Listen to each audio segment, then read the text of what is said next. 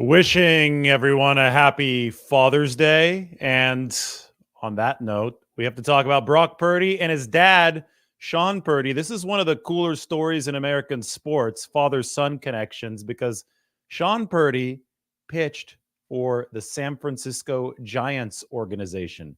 How about this?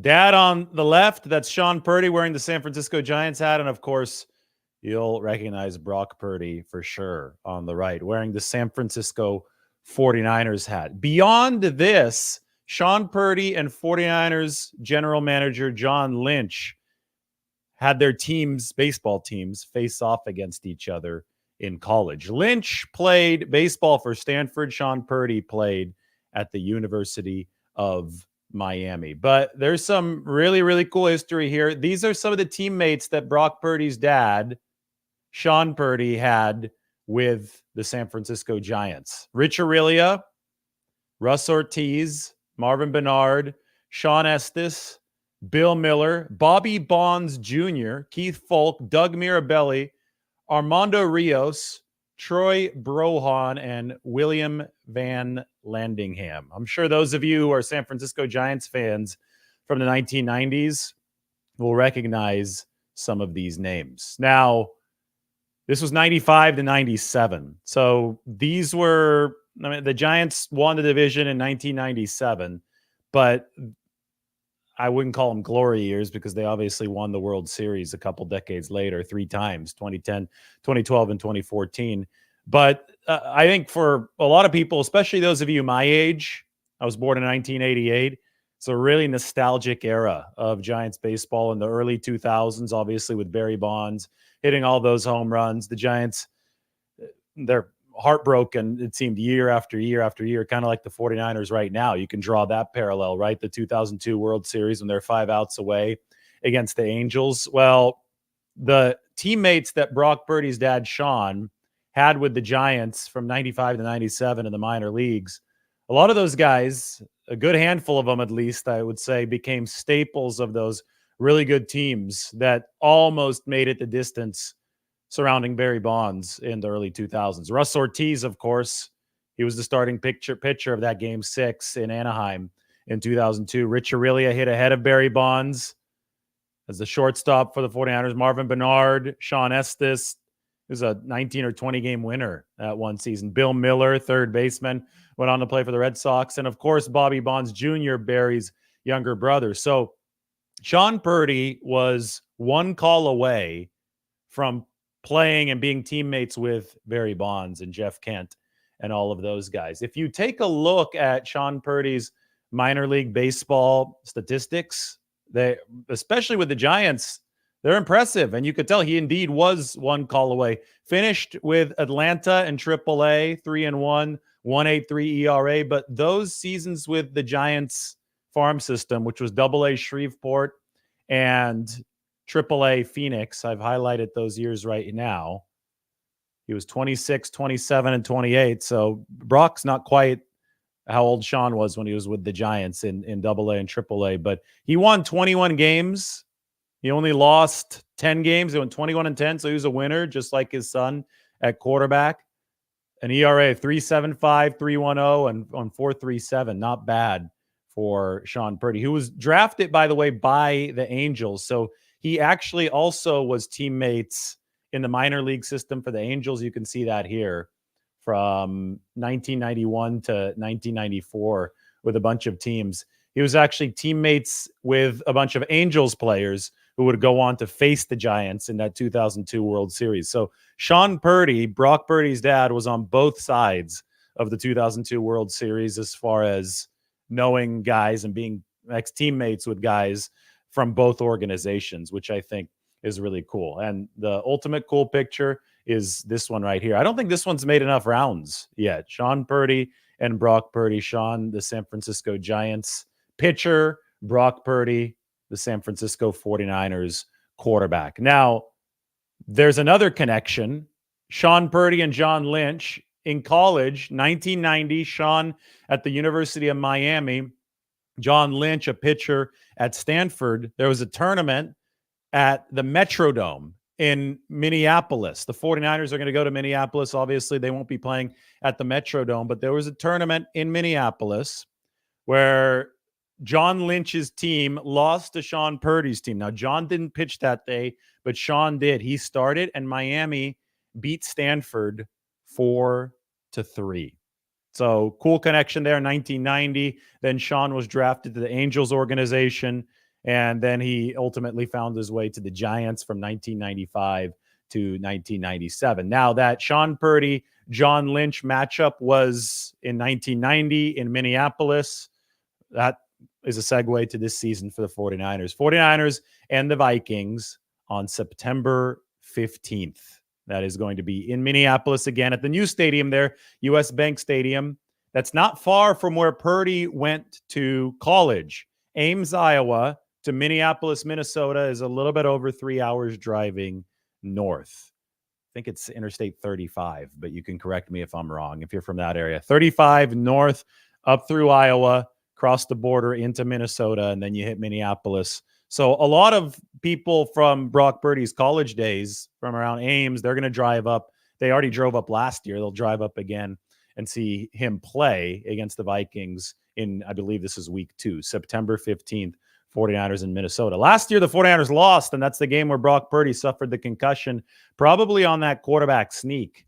So this year, they hope that it goes better for them in Minnesota. But anyway, everybody joining right now, happy Father's Day. Probably won't be on here all too long, but I am happy to answer some of your 49ers questions on this beautiful Sunday with the back half of June now awaiting us. So we are in full workout season mode for the 49ers. We showed Brock Purdy's workouts the other day, Ricky Pearsall. I think I've shown Javon Hargrave already this week, and there's probably going to be a whole lot more. Training camp is still about 5 weeks away. So 49ers Q&A time.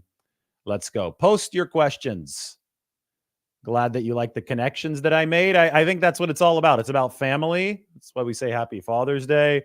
It's about the fans. It's about entertainment. It's about that escape from reality that sports provide. And sometimes you look at these connections and you're like, oh my goodness, this had to be scripted, right? From the Giants to the 49ers. But no, it wasn't. It's what makes sports so great. It is unscripted, but beautiful reality that gives us many connections. And those of you who are big Bay Area sports fans through the 90s up until now will certainly appreciate the crossover that we have here. Steve asks, can the 49ers offense work out on their own? Yeah, you just can't work out with this under the supervision of coaches. I'm not sure what the rules on being at the facility are. Maybe you can't do that either. But in the past, they had the Camp Alex Smith, where they would all meet at San Jose State. They also had, I guess, a Camp Jimmy Garoppolo where they met at San Jose State. It would be the quarterback throwing to a bunch of his receivers. So that kind of stuff does happen over the course of the offseason. Although I would say that this stretch of the offseason is more about players going and doing their own conditioning, getting away, being with their families. So generally they're going to be in different spots. And then you get back during training camp and you could do that team bonding work. And you're going to have a big opportunity to do that over camp. Invader 49er asks, which undrafted free agents have the best chance to make the 49ers team? Well, rookies are highlighted in green here. Undrafted free agents are much more likely to be on this side of the 53-man projection. So you've got Jalen Mahoney, who actually went to college here I'm in Nashville right now, at Vanderbilt. I don't think that he has a very high chance of making the team, but everybody has a chance to impress during training camp. I think Tatum Bethune has, I guess he's not an undrafted free agent. He's a 7th-round pick, but that's going to be the similar kind of battle for Tatum Bethune, the linebacker out of Florida State. Evan Anderson, nose tackle, Florida Atlantic. I've talked so much about the 49ers' need for a true run-stopping nose tackle type. $280,000 guarantee is big for an undrafted free agent. So I think he has a decent chance, but that guarantee can also transfer to the practice squad, which is important to remember. Drake Nugent and Bryson Mays, 2 centers, especially Nugent, all Big Ten center on Michigan's 15-0 national championship team. He might have a shot, but again, maybe the practice squad is more realistic.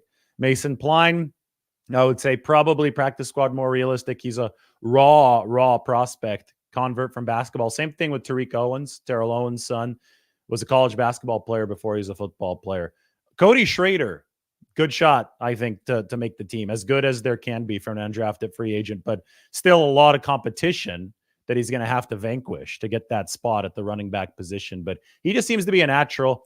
I compare Cody Schrader and the wealth of experience he has in college to what Brock Purdy had coming out of Iowa State. Just somebody who knows how to play the position. Purdy that at quarterback, Schrader that at the running back position. Didn't test great, 4.6 40, whatever. If he has the vision, if he has the ability, the wherewithal, then he can play at the NFL level, and he'll have that chance. And I think over OTAs, it was a nice, good beginning to that entire process for Cody Schrader. And then there's the QB, Tanner Mordecai.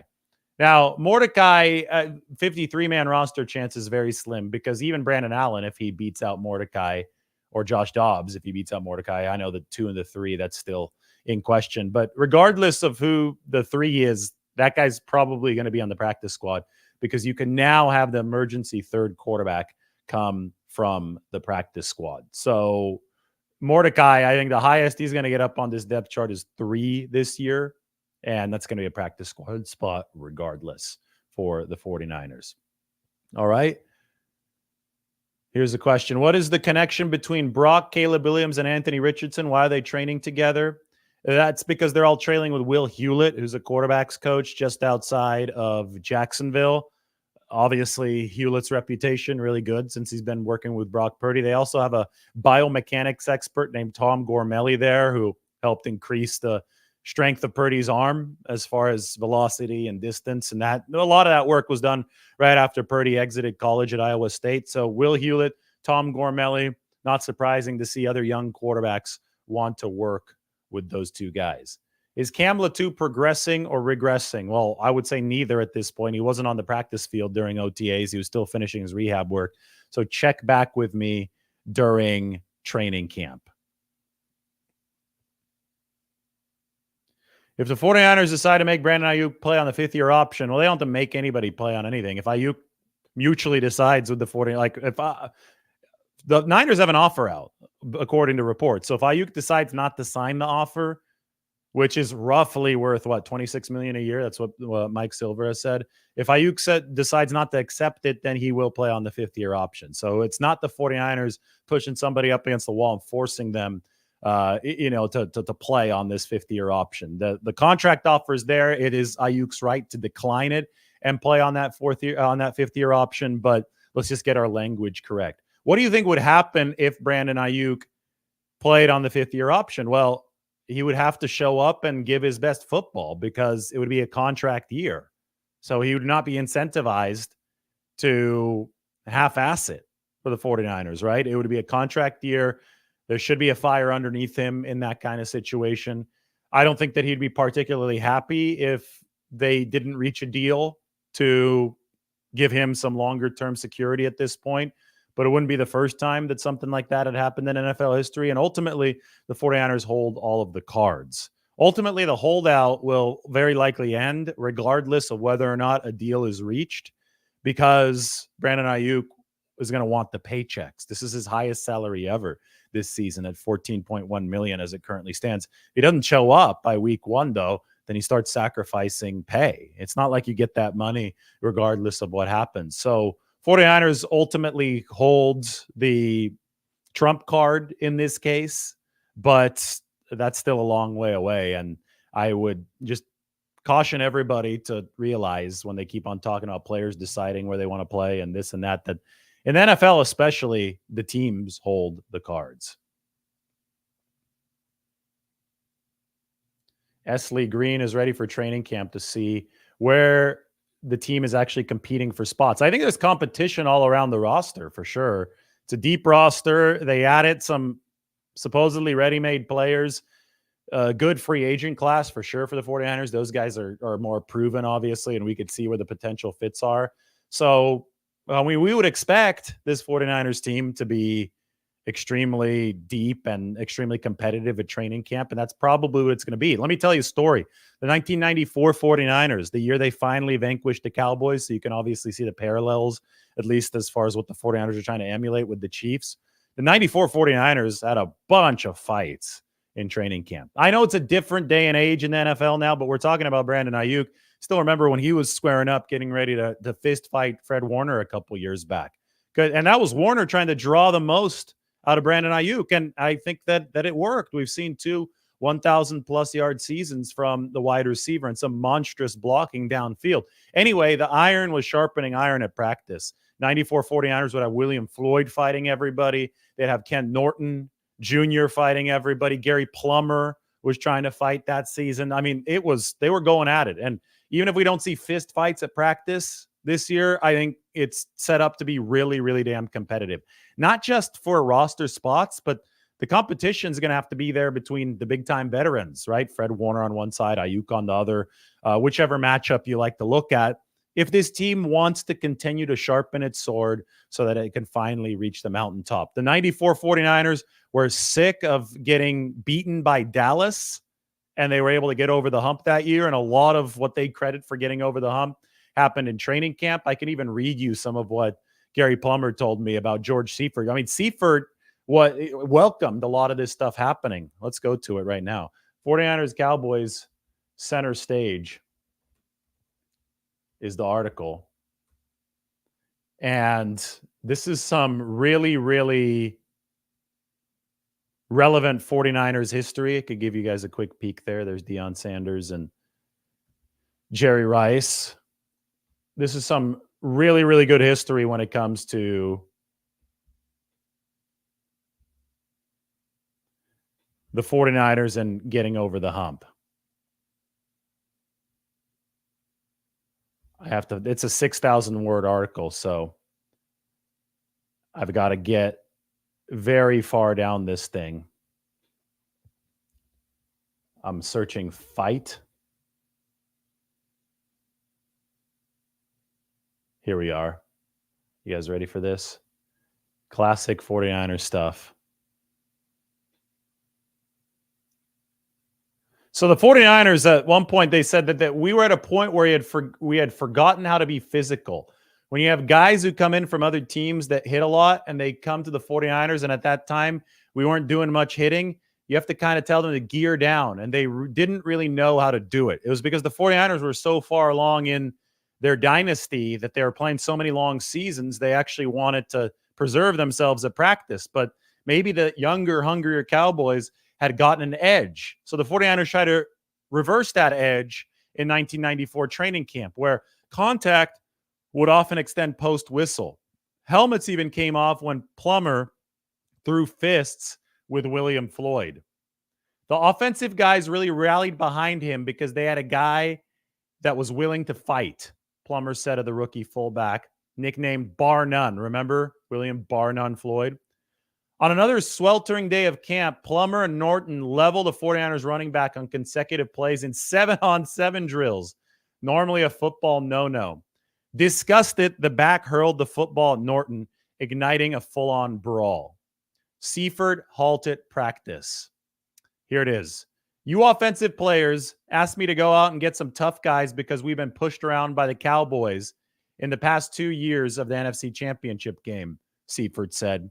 So I went out and got a couple tough guys. Now shut the hell up and play football. Gary Plummer said it was like somebody gave you carte blanche to light people up in practice. That was the moment that these guys understood that this is what it's like to play against a bunch of mean, tough defensive players. Their attitude literally started to change at that point. So when we talk about competition, when we talk about iron sharpening iron at practice, I know the rules are different now in the NFL. I don't expect this to be a reenactment of 1994 by any stretch, but I do expect there to be a very competitive 49ers training camp, given the stakes of this season. I mean, we started this video talking about Brock Purdy. Massive stakes for him. He's in line for a big contract next offseason. Could be the largest in NFL history, but he has to maintain the pace of what he did over his first year and a half. And if he does, well, he's one of the top 2, top 3 quarterbacks in the game. MVP finalist, second straight year, top-rated quarterback in the game. Yes, I mean, Brock Purdy would rightfully be secured in that spot, and he'd be eligible to be paid as such. But again, that third year of the sample has to come through for Brock Purdy for that to be a truly legitimate position once these contract discussions do actually start. So that puts so much pressure on this season. And that's just on Purdy, but then on the team, they're trying to win that Super Bowl. They've been so close. 4 out of the past 5 years have ended at either the Super Bowl or the NFC Championship game.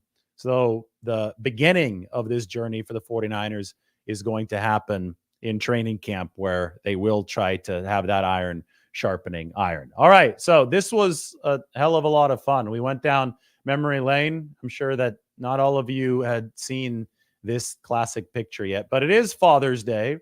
So I wanted to say happy Father's Day to all the dads watching the show. I wanted to show you Shawn Purdy with the San Francisco Giants, 1995 to 1997, and Brock Purdy on the right with the 49ers. Happy Father's Day. We will talk to you all very soon.